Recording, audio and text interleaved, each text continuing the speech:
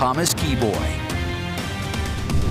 Good morning, Utah. Time is currently 7:45. We're waking up to some pretty active conditions across the northern half of the state. Valley rain, mountain snow as a cold front is working its way through the Beehive State. And the emphasis for the showers right now is actually northern Utah County and the southern half of the Salt Lake Valley, while we're also looking at plenty of snow in our northern Utah mountains, and even looks like Logan at this point is starting to see a little bit more in the way of rain.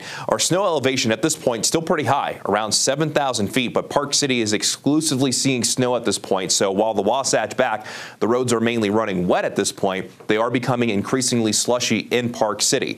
As we make our way into the second half of the day, the snow levels will begin to drop potentially down to the benches. The thing is, though, as we go from this afternoon into tonight, when that snow level eventually drops down to the valley floor, the chance of wet weather will be going down. Now, there will be some potential of seeing some lake effect by late tonight into tomorrow morning, but that's by no means a guarantee.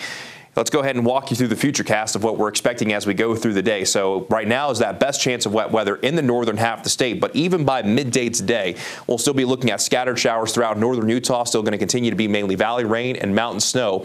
As we progress through the afternoon and as the cold front continues to make its way further down to the south, we'll be looking at a better chance for wet weather in central and potentially southwestern Utah, maybe as far south as Iron County. This particular futurecast might be a little overly optimistic when it comes to southern Utah, showing a few showers stretching as far south as St. George. So in St. George by tonight, there will be at least a slight chance, but I think for the most part, or lower Washington County, we stay dry. Even 10 o'clock tonight, there still will be that potential for a few showers along the Wasatch Front, mainly Salt Lake County and Utah County southward. And in northernmost Utah, we'll start to dry things out. Again, some forecast models have hinted that as we go into the overnight hours, a few lake effect showers can't be ruled out. It will all depend on the wind and if there's still moisture in place, because as we go from tonight into tomorrow, that moisture will begin to dwindle, maybe a few high elevation snow showers throughout the day. Otherwise, we're looking at dry conditions, and with that northerly wind, it's going to be a little bit chilly compared to what we should see for this time of year.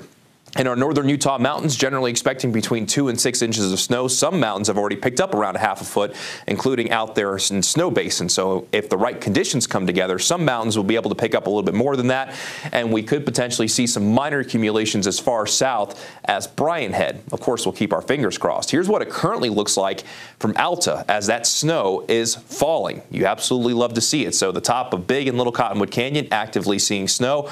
We're seeing snow in portions of the Wasatch back, including Park City, and the reason why, that temperature now below freezing, sitting at 29, while we're at 41 in Logan, 44 in Salt Lake. If you're waking up in Cedar City and St. George, you're really not going to see the cold front arrive until the second half of the day, which is why it's quiet and mild out there right now. And really, it's actually quite pretty in southern Utah, and we'll take you to a camera in just a moment. But here's what it currently looks like in daybreak with those low-lying clouds hanging around as the rain continues to fall in Daybreak and South Jordan. Here's what it currently looks like in St. George. I mentioned that it looks pretty, and that's exactly the case. There's not even really that much in the way of any cloud coverage down in St. George, and with a temperature of 53 degrees, that's a great way to start this Tuesday morning. Now, when it comes to our regional forecast today, daytime highs up north, 40s and 50s. That's a little misleading, though, because with that northerly wind, it's going to feel cooler throughout the course of the day, and then overnight lows tonight turning chilly, while in the southernmost portion of the state and in southeastern Utah, since it's going to take a while longer for that front to arrive, daytime highs still going to be mild, but cooler compared to what we saw yesterday. So upper 40s and low 50s along the Wasatch Front, mainly in the 40s in the Wasatch back, but look at the overnight lows tonight in Park City and Heber. Low to mid 20s. That's pretty chilly.